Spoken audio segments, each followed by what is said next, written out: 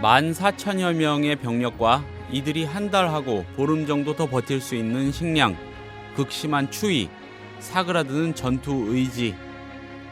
1637년 1월의 남한산성 풍경은 이토록 처참했습니다. 인조는 결국 삼전도로 내려가서 치욕적으로 항복을 하죠.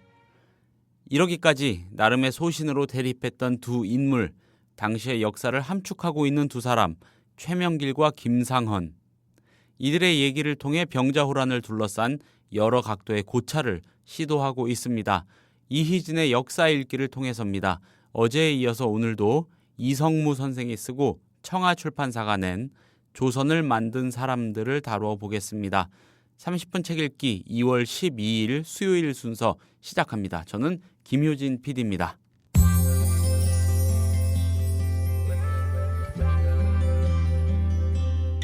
매일 아침 이 책 한 권, 국민TV 라디오 30분 책 읽기.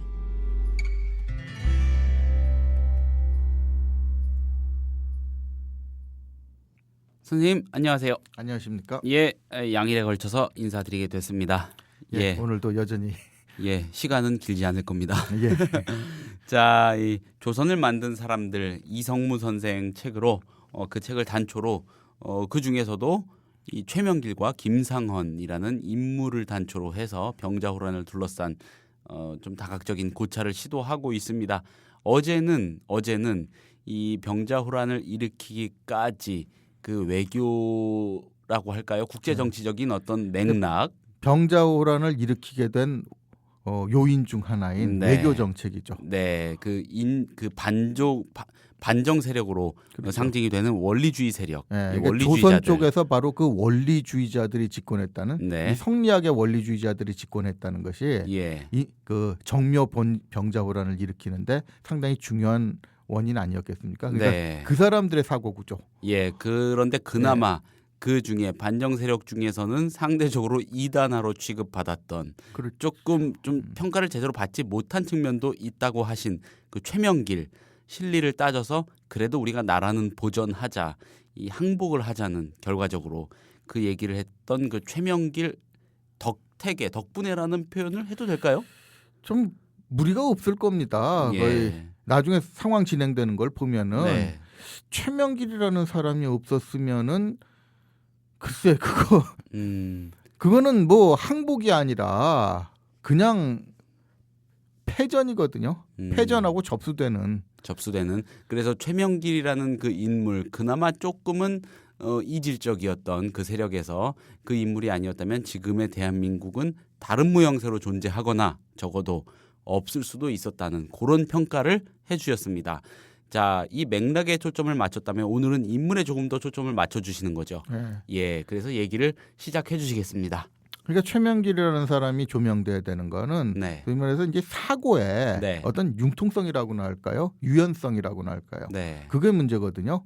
그러니까 이제 이게 대비가 되는 게 지난주에서 어제까지 강조가 되었던 이 경직된 사고를 가진 원리주의자들 아닙니까? 그러니까 세계 역사를 보면 어떤 원리주의자들이 집권을 했을 때 그렇게 좋은 꼴을 본 예가 별로 없어요. 좋은 꼴을 본 예가 별로 없는 정도가 아니고 뭐 대부분 슬펐죠. 네, 좀 굉장히 좀 백성들의 입장에서는 비극적인 역사가 많이 났죠. 왜 그러냐면은 자기가 알고 있는 원리 이외에는 용납을 못하니까. 그러니까 어떤 드라마에서는 상식이 통하는 사회를 만들어야 된다 이 대사를 넣어가지고 굉장히 많은 공감을 얻었지만 그거 뒤집어 말하면 굉장히 그게 위험한 발언이 될 수가 있는 게 그 상식이 통하는 사회를 강조한 사람 중에는 자기가 아는 것만 상식이라고 우기는 사람들이 많거든요. 획일적인 기준. 그렇죠. 그러니까 그거 이외에 용납을 못하게 되면 그 사회가 유연성을 잃게 되고 그 경직된 사고방식이나 그 사고방식이 행동으로 옮겨진 것 때문에 굉장히 험한 꼴을 나는 게 많죠. 그러니까 병자호란을 중심으로 얘기하자면은 이게 바로 조선에는 외교 정책에 들어온 거죠. 그러니까 요즘은 오히려 솔직한 사회 아닙니까? 옛날처럼 다 무슨 예법이라든가 이 뭐 세상의 도리라든가 이런 걸로 포장을 안 하고 어떻게 보면 미국 좀 솔직한 나라예요.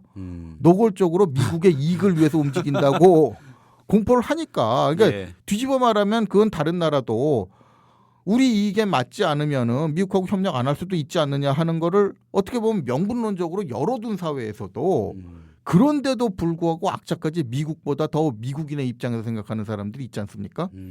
어떻게 보면 현대에는 상국이라는 개념이 없는데도 뭐 미국을 뭐 비판하면은 대한민국 정통성 부정하는 거다라는 식으로 그런 논리까지 내세우는 사람. 어떻게 보면 명나라보다 더한 상국으로 모시는 뭐 시대 상황을 감도는 그런 사람들도 있단 말이죠.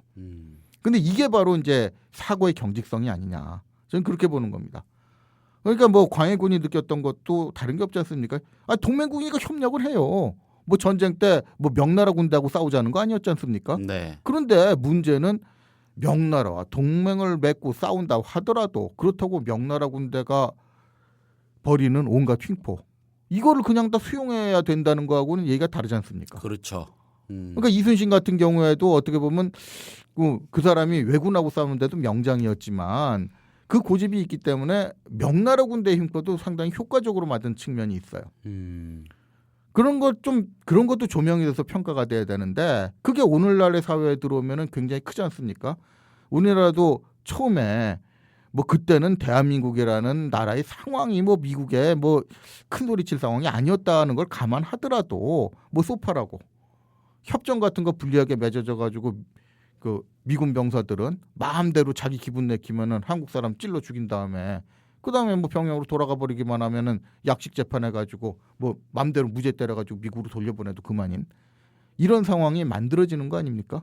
그러니까 협력을 하는 건 좋은데 굳이 여기서 뭐 속된 말로 속옷까지 벗어준다는 표현을 하죠. 그렇게 해야만 협력이 유지되는 건 아니거든요. 그 뒤집어 말하면은 뭐 미국이든 명나라든 자신의 이익을 위해서 조선을 돕는다면은 그만큼 자기들도 반대급부를 얻어가는 거니까 아무리 약소국이라도 우리의 입장에서 최소한의 이익을 지킨다고 해도 동맹이 깨지거나 하는 일은 안 생기는 경우가 많거든요. 네. 그거를 조정하는 게 외교죠. 그런데 그거를 조정하려면은 사고가 유연해야 되는데 경직된 사고를 하는 사람들.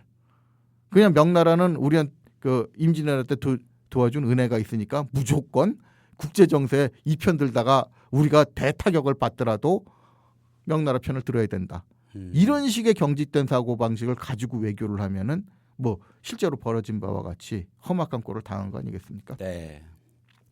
그런 측면에서 최명길이라는 사람이 상당히 조명이 되는 거죠. 그러니까 최명길이라는 사람이 이제 그 많이 그 부각이 되는 거는 실제로 말을 한 것보다 영웅은 위기 때 알아본다고 했던가요?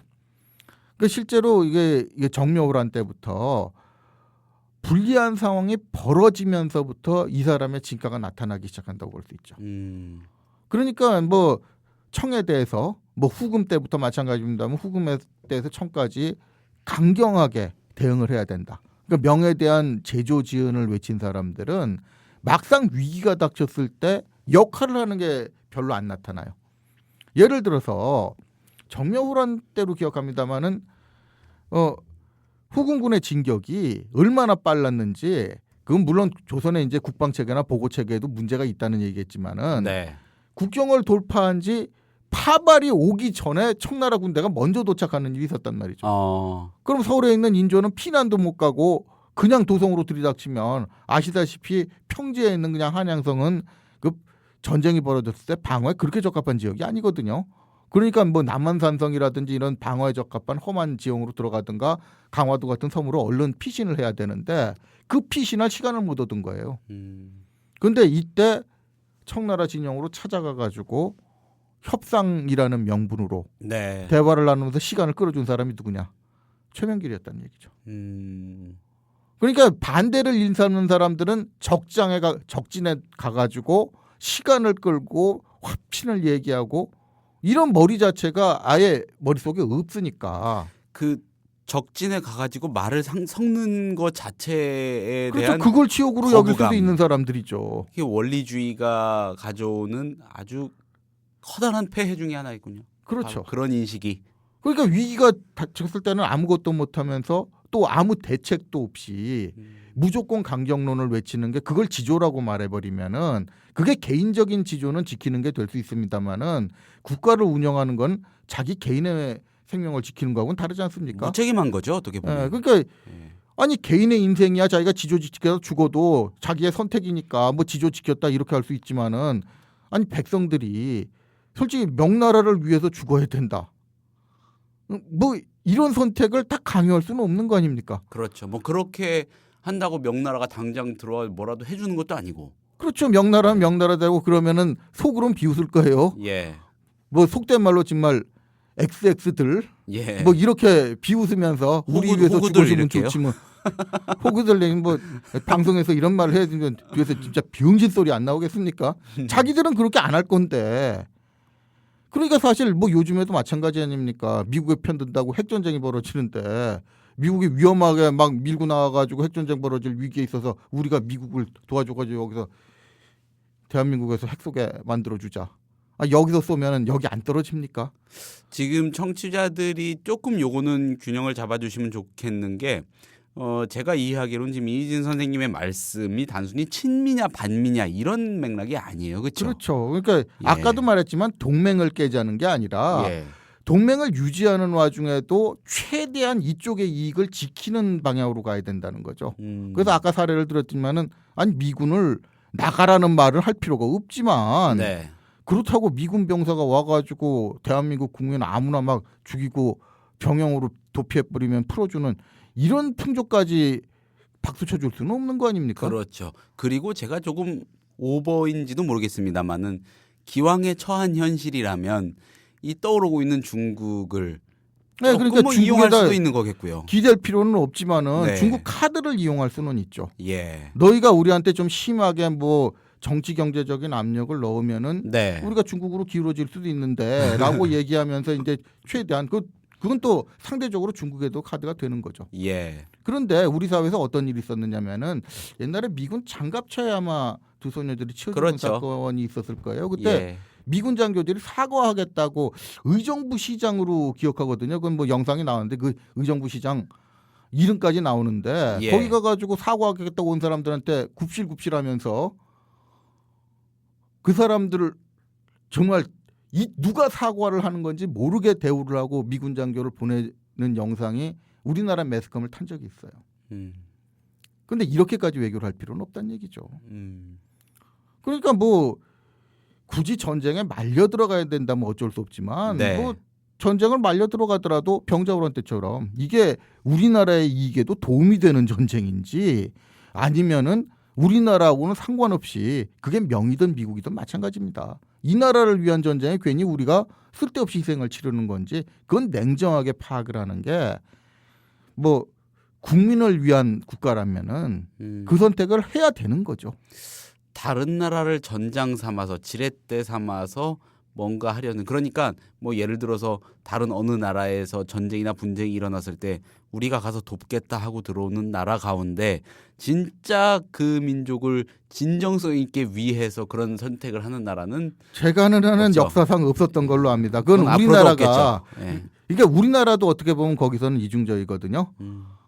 베트남에서 전쟁 났을 때 저희도 네. 파병을 했지 않습니까? 예. 근데 지금도 공식적으로는 베트남의 자유와 평화를 지켜주기 위해서 파병을 했대요. 그건 명분이겠고요. 예, 그거 아니라 그러면 몇 년 전인가요? 지금 한 10년 남았는데 어떤 가수가 뮤직비디오 만들다가 그 베트남하고 싸우다가 한국군 전멸하는 그 장면 나왔다고 국방부에서 펄펄 뛰어가지고 그 예. 뮤직비디오를 뭐 상영 금지해라 뭐 이런 사건도 있었고 네. 그 교육부 장관이 어느 자리에 가가지고 국군 거 보고 이제 미국을 위해 싸워준 용병 얘기를 했다가 장관 모가지가 날아가는 이런 사건도 있었거든요. 뭐 공식적으로는 그럴 수 있어요. 이해를 합니다. 그거는 뭐 미국하고의 관계에서 아무래도 영향을 많이 받으니까 공식적으로 뭐 장관이라는 사람이 입에 담는 게 곤란할 수는 있는데 그렇다고 우리 내부에서 그런 말을 하는 사람들을 실제로 대한민국의 적으로 모는 건 차원이 다르지 않습니까? 어떻게 보면은 은근히 그런 반대하는 사람도 좀 있긴 있어야 되거든요. 그러니까 박정희 대통령이 나름대로 이제 정치적인 술수 쓰는 게 자기 월남전에 파병을 하면서 자기 측근 중에 측근이 김영국 의원을 시켜가지고 그때 반대론을 펴겠지 않습니까? 네. 어떻게 보면 이런 게 노련한 정치죠. 왜 반대론을 측근한테 시켜서 펴겠겠어요? 박정희 전 대통령이 여러모로 곤란한 사람이긴 하지만 네, 곤란한 사람이긴 하지만 적어도 대목별로 평가할 거는 또 한번 지역적인 문제기는 해봐야겠군요. 하지만은 월남전을 이용해서 국가 이익을 최대로 챙기려고 했다는 그 의도에 대해서는 그거는 상대적인 거니까 비교가 박정희 대통령이 절대적으로 이 사람이 뭐 누구보다 뛰어난 유연한 사고를 가진 지도자였다 이런 얘기가 아니라 지금 아까 말했던 의정부 시장이라든가 뭐 병자호란 때 인조 정권에 네. 있었던 대부분의 성향처럼 아니, 편이 딱 굳어져가지고 이 사람은 이쪽은 우리 편이니까 무조건 진심을 다해서 도와줘야 된다. 이런 발상은 아니지 않습니까? 적당히 반대를 해가지고 시켜놓고서 그 반대를 명분으로 최대한의 반대를 급부를 이끌어내는 네. 이런 것이 어떻게 보면 국제정치에서 외교라는 거죠. 그러니까 상대적으로 미국이나 명이나 외국은 자기들은 그렇게 합니다. 그 사람들은 그렇게 하는데 우리는 의리 지킨다고 안 하면은 바보 소리 듣기 딱 좋지 않습니까? 물론 뭐 베트남 파병은 안 할 수 있었다면 더 좋았겠지만은 기왕에 할 수밖에 없는 그런 현실적인 여건이 있었다면은 거기서 최대한 얻어내는 그 실리적인 머리를 좀 굴리는 네, 그런 그러니까 태도. 외교라는 게 바로 그 골치 아픈 계산의 결과라는 거죠. 예. 단순하게 한다 안 한다. 했으면 무조건 좋은 거고 안 했으면 무조건 나쁘다. 이런 단순 논리가 아니라 안 하면은 여기서 얻는 손해, 얻을 수 있는 이익, 그리고 한다면은 뭐 반대로 또 얻을 수 있는 이익과 손해를 냉정하게 비교를 해서 또 운영하는 과정에서 최대한 효과는 살리고 희생은 줄이는 이런 게 냉정한 국제사회에서 취할 수 있는 외교력이죠. 그런데 이런 발상을 애초적으로 머리가 경직되어 있는 원리주의자들은 못한다는 얘기죠. 그것이 이제 병자호론에서는 현실로 나타난 거고요. 그러니까 최명길이라는 사람도 이후에 한 거를 보면은 사실 항복문서를 썼으면은 그 사람이 진짜 속된 말로 한명기 선생 그 병자호론에도 조금 뒤에는 어폐가 있는 말이 나오는데 인조가 뭐 친청파 이런 식으로 얘기를 하는데 사실 친청파라는 얘기를 하기는 좀 그렇죠. 지난주에 다루었던 역사평설 병자호란의 네. 저자 한명기 선생. 예. 친청파라는 말이 나오는데 사실 전쟁에서 항복한 나라가 무슨 친청이고 반청이고가 있겠어요. 그런데 문제는 이제 인조는 뭐 둘째 치더라도 네. 최명길 같은 경우에는 항복문서를 주도적으로 써가지고 항복하는데 굉장히 중요한 역할을 했지만 그 이후에 그러니까 그런 사람한테 청나라에서도 그 조선의 국정에 대해서 상당히 어느 정도 비중 있게 맡길 수밖에 없지 않습니까? 그런데 이후에 최명길이 걸은 그 경로를 보면은 소위 말하는 친청이라는 말, 그 당시에 친청이라는 말을 하는 것도 우습지만은 그나마 최명길은 그런 친청 노선이라고 할 수도 없는 길을 걸었다는 얘기죠. 그러니까 나중에 결론부터 말씀드리자면은 최명길이 이후에는 오히려 청나라가 뭐 성을 헐고 뭐 이 국방을 할 수 있는 여러 가지 조치들을 와해시키려고 하는데 네. 돌아서서는 그걸 많이 지켰다는 얘기죠. 눈앞에서는 헐고 뒤에서는 다시 쌓고. 그러니까 그 항복문서를 쓸 때 그 가지고 있던 그 사고 방식이 어떤 균형 잡힌 나름의 그 중심을 잡는 그런 그 계산을 실리적으로 하려는 태도였다는 거를 증명하는 이후의 걸음이 그러니까 그게 거네요. 결정적으로 증명된 게 언제냐면은 그 짓 하다가 결국 청나라에서 잡혀갔습니다. 행각이 들통이 나가지고. 예. 그러니까 김상헌은 목소리만 높이다가 먼저 잡혀갔는데 예. 그래서 감옥에 갇혀가지고 최명길에 대해서 굉장히 많은 비난을 했다고 그래요. 욕을 하고 있는데 조금 지나니까 옆방에 들어오더라는 겁니다. 우스갯소리로. 그래서 옆에 감옥에 나란히 갇혀가지고 서로 뭐 편지를 주고 받고 하면서 서로 간에 이해를 그 도와서 화해를 했다고 그러는데. 그래, 우리 둘 다 나라를 위한 거였어. 뭐 이런. 그렇죠. 근데 예. 그거는 사실 화해란 말을 하기엔 제가 보기엔 좀 민망한 것 같아요.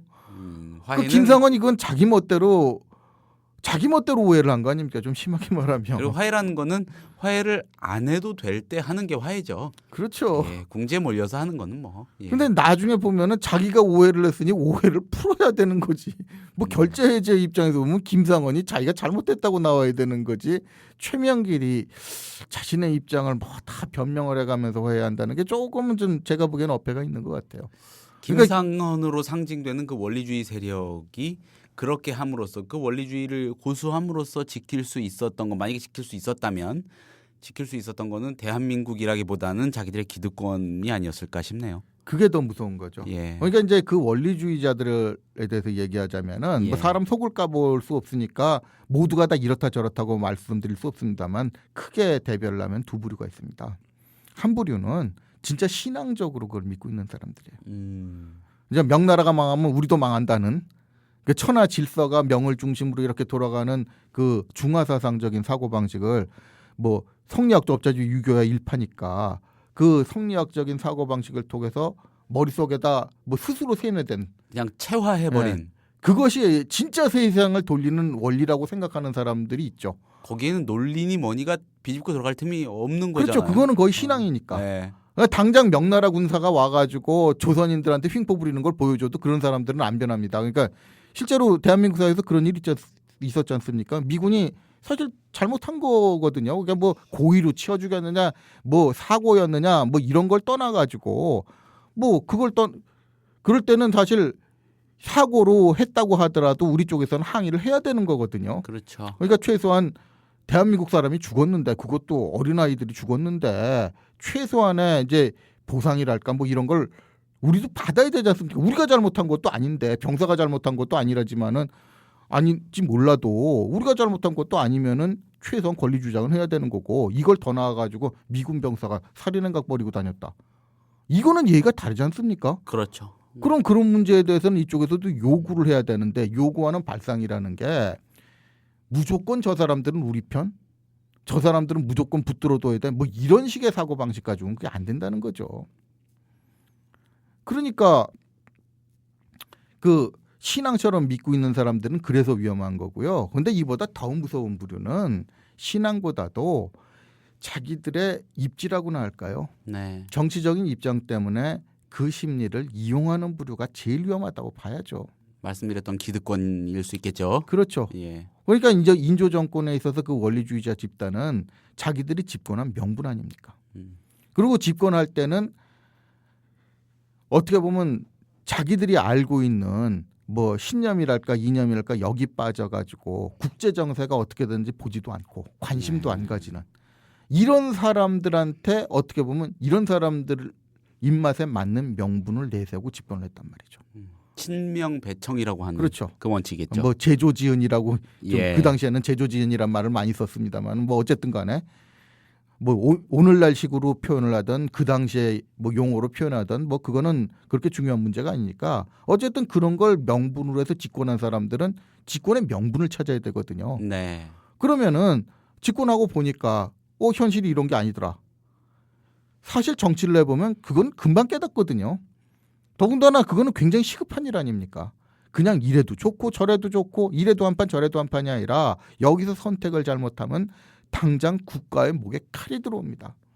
전쟁이 나게 되고 백성들이 희생을 치르고 더 실패를 하면 나라 자체가 없어질 수도 있는 그 위기를 불러올 수도 있는 그런 사안이라는 얘기죠. 그런데 그런 사안을 직면해서도 깨닫지 못한다면 그런 사람은 애초부터 그건 인간의 지능이 아니고 그러니 그때 정치 경험이 있던 사람들이라면 다 깨달았다는 얘기예요. 또 보고가 그렇게 올라오니까 뭐 장계라든가 여러 가지 보고가 그렇게 올라오는 건 뭐 지금 사료도 뚜렷하게 남아있지 않습니까? 그런데 왜 그들이 고집을 했을까요? 그건 결국 자기 입장이라는 얘기죠. 나라가 어떻게 위험에 빠지건 간에 자기가 이렇게 명분을 내세우고 집권했으니 그 명분을 지키지 않으면 세상 모르는 저 밑에 자기를 뒷받침해줬던 원리주의자 집단이 변절자라고 욕을 할 거 아니겠습니까? 그럼 내가 총사퇴하듯이 다 물러나야 되는 거 아닌가? 그렇죠. 뭐 이런 우려를 했을 수도 그러니까 있고요. 원래는 제대로 하려면 그 사람들을 설득을 해야 되는데 예. 사실 신앙처럼 믿고 있는 사람들 설득하는 것처럼 어려운 게 없거든요. 그렇죠. 그게 뭐 좌다 우다 진보다 보수다 이걸 떠나가지고 어떤 이념이든지 신앙처럼 믿고 있는 사람들은 설득 안 됩니다. 지금 어떻게 보면 소통하라고 말은 많은데 소통할 대상은 따로 있어요. 절대 자기들이 원하는 걸 고집하는 사람들은 소통 잘 안 됩니다. 그런데 어떻게 보면 정치인들은 안 되더라도 해야 되거든요. 안 되면 좀 심하게 말하면 강요를 해서라도 국가의 생존을 지켜야 되는 입장인데 네. 인조 반정 때의 집권 세력 대부분은 그런 길을 택하지 않았다는 거죠. 그럼 어떻게 보면 자기는 편할 수 있어요. 자기는 변절하지 않았다. 그러니까 최명길 같은 사람은 오히려 변절자로 몰면서 저런 인간도 있는데 나는 안 했다. 자기 생색은 나거든요.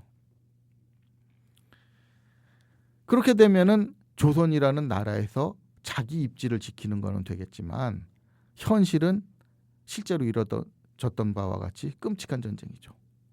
그리고 패전 이후에도 그 성향이 없어진 건 아니거든요.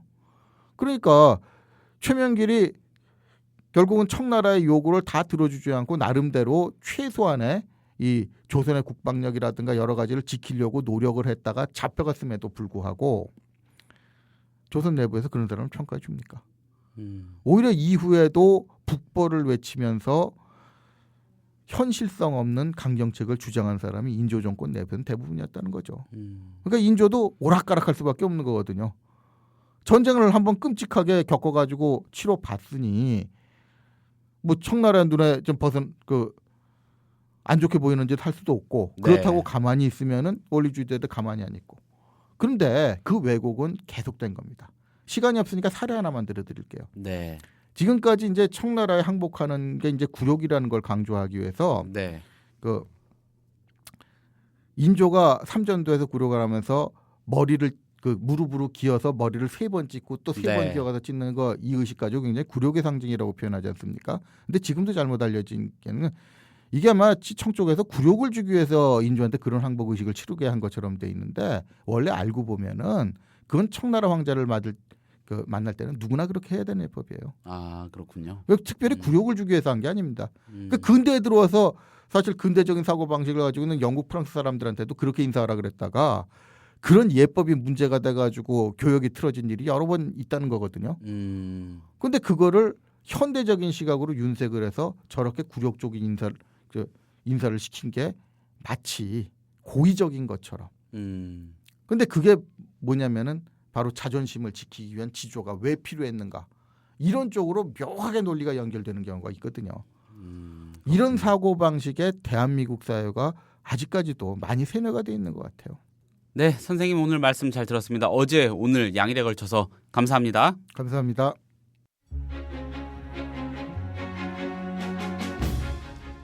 (2월 12일에) 30분 책 읽기는 이성무 선생이 쓰고 청아출판사가 낸 조선을 만든 사람들을 통해 최명길과 김상헌 그리고 병자호란 등등을 둘러싼 여러 얘기 나누어 봤습니다. 감사합니다. 내일 다시 인사드리겠습니다.